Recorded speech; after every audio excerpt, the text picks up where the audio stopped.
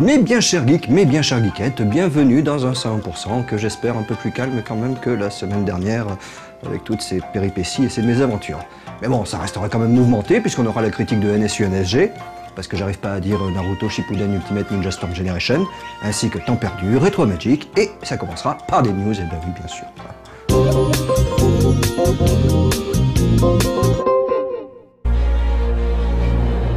Cela fait déjà 15 ans depuis la sortie de Wing Commander Prophecy, dernier épisode en date de la célèbre série de simulateurs spatiaux.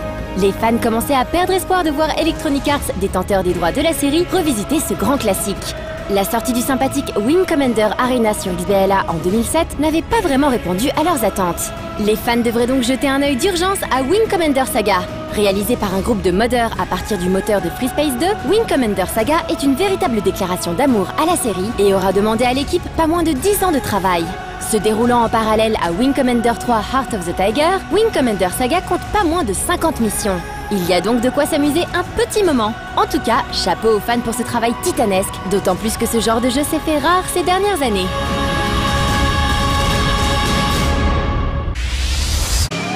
Déjà disponible en téléchargement sur PC et iPad, les 5 épisodes de Retour vers le futur version Telltale Games sortiront en boîte le 27 avril prochain sur PS3, Wii et PC. Ces jeux d'aventure se situent 6 mois après le 3e film pour proposer une histoire inédite reprenant les personnages emblématiques de la saga culte réalisée par Robert Zemeckis à la fin des années 80.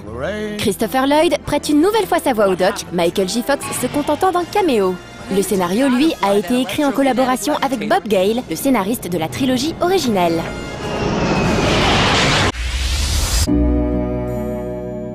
Le sublime Journey a officiellement pété tous les records de vente sur le PlayStation Store. Le 3e et dernier titre de That Game Company pour Sony est en effet devenu, en l'espace de quelques semaines, le jeu dématérialisé à s'être vendu le plus rapidement aux États-Unis sur la PS3. Genova Chen a également précisé que son bébé avait suscité plus de courriers en l'espace de 2 semaines que Flower en 3 ans. Malheureusement, ce succès n'a pas empêché l'explosion du studio, avec le départ de nombreux développeurs et surtout de Kelly Santiago, la présidente et cofondatrice de That Game Company avec Genova Chen. L'avenir est donc plus qu'incertain pour le studio indé, qui avec Journey est arrivé au terme de son contrat d'exclusivité avec Sony. Espérons maintenant que Genova Chen puisse rebondir sur un nouveau projet avec une équipe tout aussi motivée, en bénéficiant d'une liberté et de moyens équivalents à ceux qui lui ont permis de sortir un titre aussi atypique que Journey. Pour conclure cette news sur une note plus positive, sachez que la BO du jeu sera disponible en téléchargement à partir du 10 avril sur le PlayStation Store et iTunes, un CD en édition limitée étant également annoncé pour bientôt.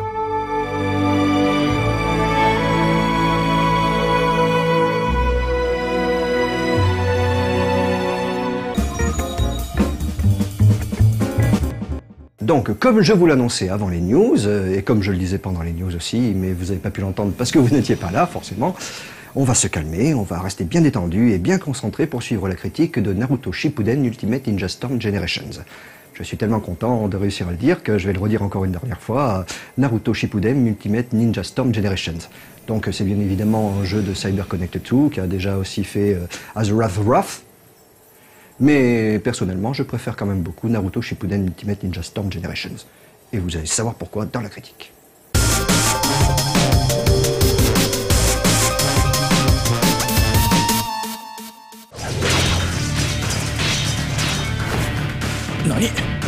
C'est maintenant devenu une habitude. Tous les 2 ans à peu près, nous avons droit à un nouveau Naruto. Ultra populaire au Japon et dans le reste du monde, la série des Naruto n'a naturellement pas tardé à se voir adaptée en jeu vidéo avec plus ou moins de réussite. Les titres qu'on retient sont en règle générale ceux développés par CyberConnect 2, ce studio étant le seul à avoir su proposer des productions véritablement fidèles à l'œuvre de Kishimoto Masashi. C'est donc avec ce Storm Generations que CyberConnect 2 revient et tente de nous raconter une nouvelle fois une histoire que l'on connaît depuis maintenant bien trop longtemps.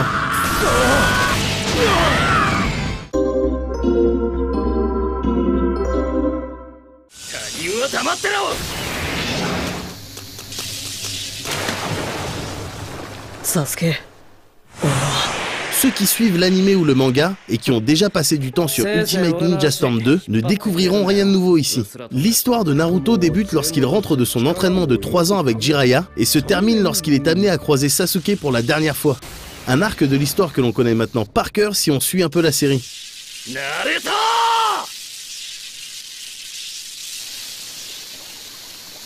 Sasuke! La nouveauté de cet épisode, et ce qui justifie un peu son existence, c'est le fait de pouvoir vivre plusieurs autres histoires comme celle d'Itachi, de Kakashi lorsqu'il était jeune, ou encore de Sasuke par exemple. Vous serez donc amené à revivre les moments forts de la série, et ce, à travers les yeux de personnages différents.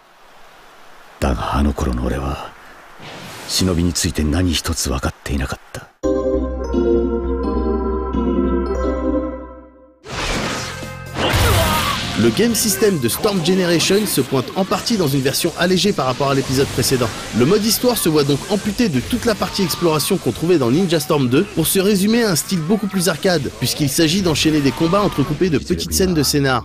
On apprécie donc de ne plus avoir à se balader dans tout Konoha pour remplir des quêtes inutiles, mais on regrette en revanche de ne plus avoir ces QTE et ces mini-défis inspirés et dynamiques présents dans le volet précédent. Concernant le combat en lui-même, on reste en terrain connu. On utilise toujours les 4 touches pour donner des coups, dasher, envoyer des projectiles et utiliser son chakra. Les touches latérales, quant à elles, servent à appeler les soutiens que l'on aura choisis si on joue en équipe. Ces derniers fonctionnent toujours de la même manière, en mode cooldown. Une fois utilisés, ils interviendront en mode offensif ou défensif et il faudra attendre un certain temps avant de pouvoir les appeler à nouveau. Au bout d'un certain nombre de sollicitations, les soutiens deviennent automatiques et interviennent régulièrement. On pourra par exemple voir un de vos collègues se prendre une grosse furie à votre place. À terme, vous pourrez même déclencher une attaque à 3 qui fera bien plus de dégâts qu'une furie de base.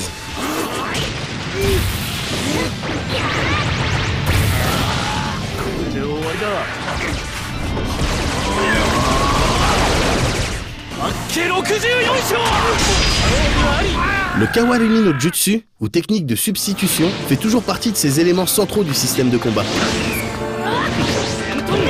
Concrètement, vous pouvez vous épargner des dégâts et réapparaître derrière votre adversaire pour contre-attaquer si vous appuyez sur la gâchette gauche au moment de l'impact. Mais contrairement aux épisodes précédents, la substitution ne consomme plus de chakra et possède désormais sa propre jauge qui se remplit de manière automatique. A vous donc de bien gérer cette dernière pour ne pas vous retrouver complètement vulnérable face à une attaque ennemie. En revanche, il est important de noter que la fenêtre durant laquelle un Kawarimi no Jutsu est possible a grandement augmenté, ce qui a pour effet de rendre le jeu bien plus accessible. Le mode éveil est lui aussi toujours présent et permet, lorsque la barre de vie de votre personnage passe en dessous de 50%, d'atteindre un stade ou d'opérer une transformation qui vous donnera l'avantage. Comme d'habitude, ce Naruto arrive avec sa boutique et son lot d'objets et d'images à collectionner pour les kids, ainsi que toute sa dimension customisation qui permet par exemple de choisir les items avec lesquels notre personnage se bat. Il existe également un mode online, plutôt stable pour le coup, qui vous permettra simplement de vous mesurer aux ninjas du monde entier.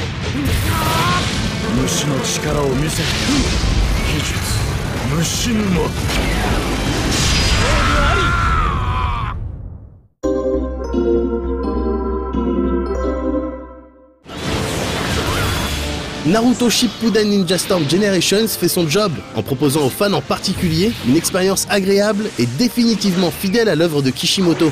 Avec ses 72 personnages, parmi lesquels on retrouve les Kage, tout le collectif Akatsuki, mais aussi des personnages de Naruto première génération, ce Naruto n'aura pas de mal à se vendre auprès de ceux qui suivent la série depuis le début. On regrette toutefois la disparition de certains éléments, comme ces QTE épiques lors des affrontements importants.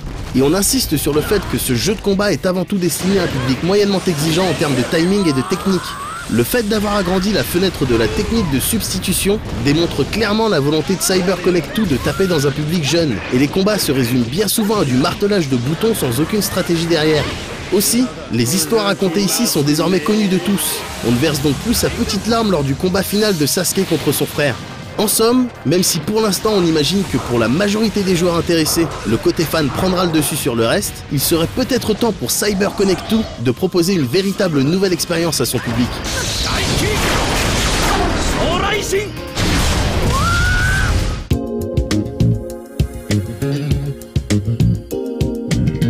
Alors effectivement, de temps en temps, il y a certaines rubriques des 100% dont je suis particulièrement fier.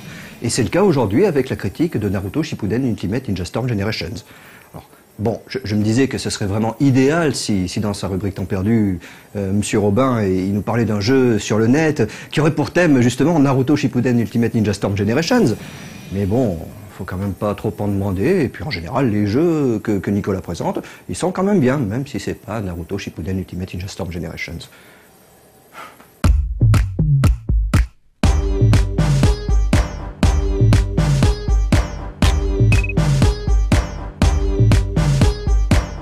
Bonjour, la crise, toujours la crise et vous ne serez pas payé ce mois-ci. Mais alors pourquoi faire des heures supplémentaires? Bienvenue au temps perdu. J'aime bien les surprises. Les bonnes, hein, parce que les mauvaises, on peut s'en passer. Mais j'aime bien les surprises. Par exemple, quand on a 29 ans et qu'il y a plein de gens qui vous offrent le plus beau cadeau du monde, c'est une chouette surprise. Ou alors, quand vous goûtez un truc que vous détestiez avant et que maintenant, vous trouvez ça super bon. Ou alors, quand vous testez un jeu sans trop savoir à quoi vous attendre et que c'est mortel. Tenez, prenez Starmageddon 2, Return of the Starmada. Y a pas de surprise, on sait que c'est un shmup et on n'est pas déçu. On tire sur tout ce qui bouge, en évitant des boulettes. Voilà, c'est bien, mais il y a quand même plus surprenant. Alors que quand on va se lancer une petite partie de Traitor de Jonas Karatzes, c'est un shmup, d'accord, mais c'est surtout une bonne surprise parce que c'est aussi plein d'autres trucs. Enfin, c'est toujours des machins qui bougent avec des boulettes, hein, mais là, il y a aussi un scénario. Et moi, j'aime bien les scénarios. Parce que quand c'est bien fait, ça me donne envie de continuer, pour savoir ce qui se passe à la fin. Et du coup, ça me motive à donf pour me suréquiper, pour latter des pirates, des confédérés ou d'autres gens pas cool. Alors j'y passe plein de temps, et ça, c'est une bonne surprise. Et puis, ça ne marche pas qu'avec les shmups, hein, remarquez. Ça marche un peu avec tout, en fait. Comme avec les clones de WarioWare. Pencil Kids, par exemple, je les aime bien. Parce que quand ils font des jeux, ils les font bien. Comme pour Agent Turn Right. Là, pour contrôler le monsieur, il suffit de cliquer sur le bouton droit de la souris et suivant le mini-jeu en cours, votre héros tournera à droite ou changera de direction ou tirera sur tout ce qui se trouvera devant lui. Et où est la surprise, me direz-vous? C'est cool, c'est fun, on s'amuse et c'est trop bien. C'est une bonne surprise, non? Une surprise, c'est un truc auquel on s'attend pas, non? Vous savez, parfois, on ne sait pas trop sur qu'on va tomber. Prenez Raptus. Cette petite histoire interactive super bien fichue, au début, on pense qu'on va s'ennuyer, que c'est une énième histoire à l'eau de rose et qu'on a déjà vu ça 100 fois, et non. D'ailleurs, c'est tellement non que je me permets de le déconseiller aux âmes les plus sensibles. Mais bon, c'était pour moi une surprise et donc, je suis content, quoi. Et puis parfois, il y a des surprises qui n'en sont pas. Dire que j'attendais Lone Survivor, le Silent Hill-like en 2D de Jasper Byrne est un euphémisme. Donc forcément, lorsqu'il a pointé le bout de sa démo la semaine dernière, je me suis empressé de jeter sur mon clavier mes petits doigts boudinés. Et vous savez quoi? Quand on est surpris par une surprise qui ne devait pas en être une, de surprise, c'est sacrément surprenant. Lone Survivor tient toutes ses promesses. Il est beau, intelligent, prenant, flippant. Alors je ne peux que conseiller à toutes les âmes pas sensibles de se précipiter sur cette démo et de vérifier si, après l'avoir terminée, vous ne seriez pas tenté de dépenser vos deniers durement gagnés à la sueur de vos heures sup dans la version complète de cette œuvre vidéoludique. Car, croyez-moi, coincé dans votre sombre et glauque open space, vous y apprécierez tout le temps que vous y passerez, et ça, de toute façon, ça tombe plutôt bien, vu qu'il faudrait quand même voir, ne pas oublier que... Gagnez plus, jouez plus.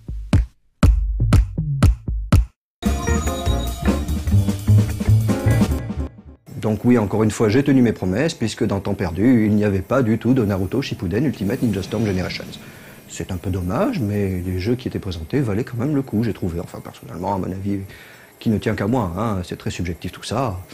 Mais bon, trêve de digression, retrouvons un petit peu notre sérieux et notre calme, et partons à toute voile retrouver Julien Pirou, qui va nous parler des punks à vapeur. Décidément, c'est la saison, hein, c'est le printemps des punks à vapeur, puisque après vendredi, le reportage sur, comment il s'appelait déjà, c'était Cinémora, avec la critique hier, donc justement de Cinémora. Aujourd'hui, Julien Pirou va nous parler d'Arcanum, hein, des punks à vapeur, où il ne sera pas du tout question de Naruto Shippuden Ultimate Ninja Storm Generations, bien entendu.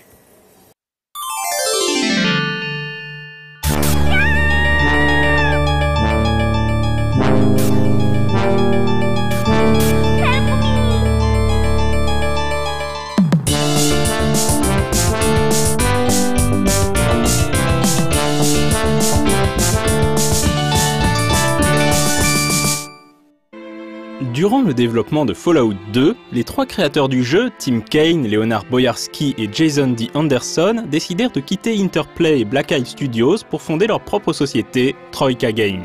Au sein de Troika, les trois compères allaient se mettre au travail sur un nouveau RPG de la même trempe que Fallout, Arcanum.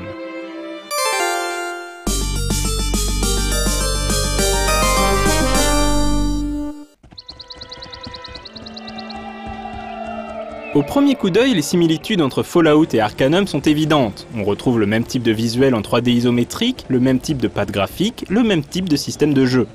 Mais là où Fallout proposait un univers post-apocalyptique à la Mad Max, Arcanum se situe à mi-chemin entre fantasy et steampunk, mêlant harmonieusement un bestiaire à la Donjons et Dragons et des technologies que n'auraient pas renié Jules Verne ou H.G. Wells. Ce mélange improbable semble beaucoup s'inspirer d'un classique du jeu de rôle papier, Castle Falkenstein.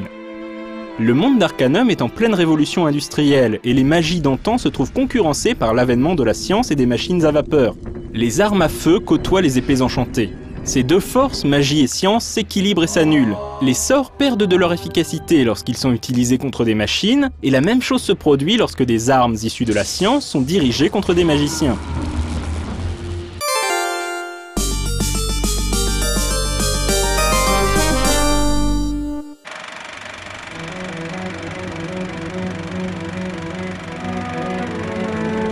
Le jeu commence à bord de l'IFS Zephyr, un magnifique zeppelin, le premier transport aérien du monde d'Arcanum.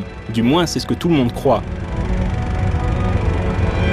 Pendant son vol inaugural, le Zephyr est la cible de pirates du ciel à bord d'avions de combat qui abattent le zeppelin. Le personnage incarné par le joueur survit miraculeusement au crash. Il assiste aux derniers instants d'un mystérieux gnome qui lui remet une chevalière et lui demande de trouver un garçon pour lui remettre la bague. You must find the boy. Find the boy and give him back his ring. He will know what needs to be done. Peu après, le personnage est accosté par un certain Virgile, qui voit en lui la réincarnation d'un mage elfe de jadis, Nasruddin. En effet, une ancienne prophétie mentionne qu'il renaîtra sur des ailes de feu. Très vite, le joueur se retrouve confronté à la main de Moloch, une secte qui semble bien décidée à se débarrasser de lui et récupérer la bague.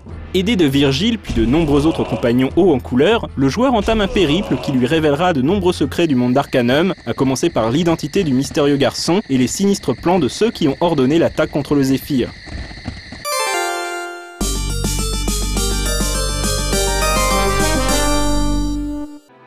Le joueur a une grande liberté pour définir son avatar. Plusieurs races sont disponibles: humains, elfes, demi-elfes, nains, gnomes, demi-ogres et demi-orcs. Le joueur pourra également choisir des traits liés au passé du personnage, octroyant des avantages et inconvénients à la manière de Fallout.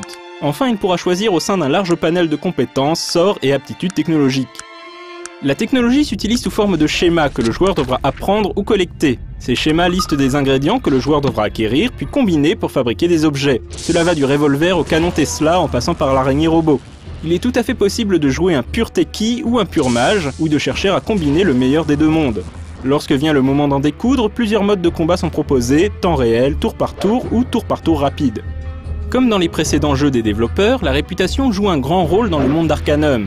La race, le sexe, l'alignement et les actions du personnage changeront la manière dont le reste du monde réagit à sa présence, suscitant la bienveillance ou l'hostilité. Le jeu inclut de nombreux compagnons qui pourront se joindre à l'aventure si le joueur parvient à trouver des atomes crochus avec eux. Même si les relations entre les compagnons sont moins développées que dans Baldur's Gate 2 par exemple, chacun a son histoire et selon leurs affinités, il arrivera de temps en temps d'assister à quelques dialogues au sein de l'équipe. Arcanum est le parfait exemple d'un monde ouvert. Il est tout à fait possible d'oublier la quête principale et de se focaliser sur les quêtes secondaires, tour à tour tragiques ou parodiques. On retrouve l'humour noir et mature qui caractérisait Fallout, et comme dans le RPG post-apocalyptique, le jeu ne fait aucun jugement de valeur. Il est tout à fait possible de jouer un parfait salaud, un voleur, un malandrin, un arriviste ou un assassin. À partir du moment où le joueur arrive dans la cité de Tarrant, inspirée du Londres victorien, les possibilités donnent le tournis tant elles sont nombreuses. Un autre grand point fort d'Arcanum est sa bande originale, composée par Ben Hodge, habitué des productions Sierra. Hodge signe une musique sublime, composée non pas pour un orchestre symphonique, mais pour un quatuor à cordes. 2 violons, un alto et un violoncelle dont les sanglots mélancoliques semblent pleurer la fin d'un âge.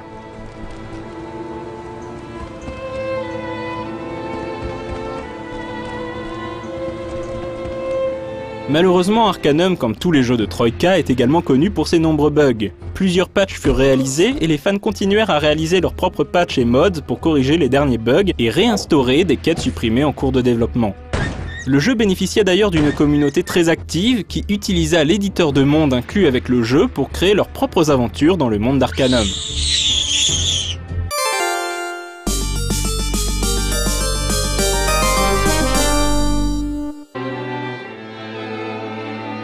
Bien que dépassé techniquement au moment de sa sortie, Arcanum reste l'un des plus beaux RPG PC du début des années 2000. Ce fut aussi le plus populaire des jeux développés par Troika. Le studio avait d'ailleurs prévu de lui donner une suite.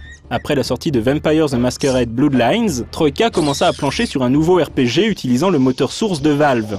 Il se serait appelé Voyage au centre d'Arcanum.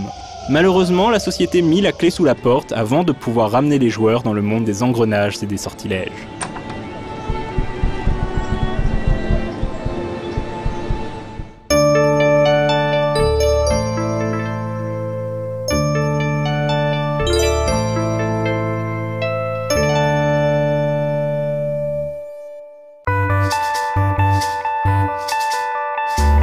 Ben voilà, encore une fois, un excellent 101% qui se termine. C'est vrai que c'est un peu dommage, hein, on n'entendra plus jamais parler de Naruto Shippuden Ultimate Ninja Storm Generations.